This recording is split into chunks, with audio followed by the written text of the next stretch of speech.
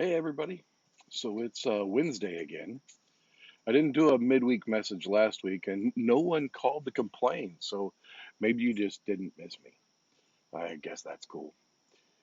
I know that this has been hard for many people. It's hard to be inside, although when the weather is nice, we can get out and enjoy God's creation.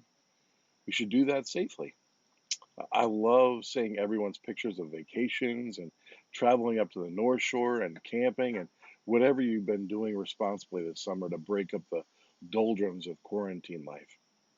One of the things that I know many of us have struggled with, or maybe it's just me, is the lack of contact with other people.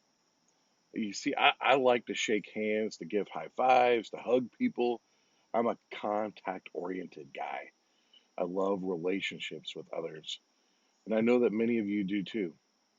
The fact of the matter is that Jesus understands relationships were important. When he called his disciples, he called them together as a group of people. Uh, Part of being a body of believers means that we associate with people that we don't know, or maybe that we don't even get along with. Got to remember, Jesus called fishermen and tax collectors and doctors and shepherds and other tradespeople. He had followers who were from the old religion, who were lawyers and teachers and scribes. He wanted people of different walks of life to be together, to live together, to work together, to worship together. That's one of the reasons I love our worshiping communities so much, because I believe it's a wonderful model of what Jesus was establishing. In the same way, when Jesus sent out the disciples to go into the communities to tell others about Jesus, he sent them in pairs. You see, nobody went alone. There was a community in their mission. Relationships are important to Jesus, and they're vital to living out our Christian calling. I know that many of you are missing your connections with people in the church, and we're working on finding some ways to better develop our relationships in this time of the pandemic. We're looking into, but not certain about an outdoor worship service on our church lawn.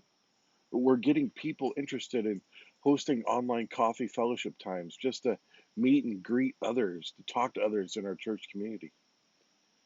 But there's something else I want to suggest that we could do. You could call someone. Could you just spend a few minutes, pick up the phone, and call 3 people from the church? 3. This is my challenge to you all, to call 3 people this week from the church. Check in. Now, of those 3, call 2 people that you already know and 1 person maybe you don't know very well. All you have to do is introduce yourself, tell them you're part of Presbyterian Church of the Way community, and you're calling to check in to see how they're doing. Think you could do that? I mean, it's easy, but I know it might be scary. That's why I'm recommending that you do 2 people that you already know. That's a lot easier to call somebody you know than 1 person you don't. But just look them up in the directory and then give them a buzz. Let me ask you, how would you feel if you got a phone call from a couple people from church this week? Wouldn't that make you feel good? Now, turn that around, and how do you think others would feel? Good. So that's it. That's the challenge I have for you. To wrap up this message, I want to play a video which is truly my prayer for you and all of our community as we continue through this time. Watch this video, and I'll see you in a moment.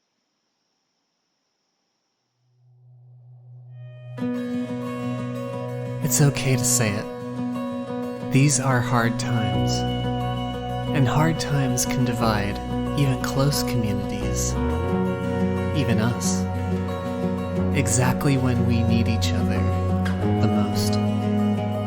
But this is our prayer. May the God who gives endurance and encouragement give you the same attitude toward each other that Christ had.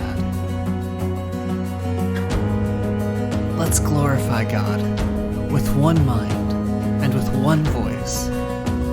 Let's accept each other just as Christ accepts us to bring praise to our God. That's what the church does. In the same room or all over town, we endure in Christ together. We praise our God together. Find someone. Find a way. Let's be the church this week.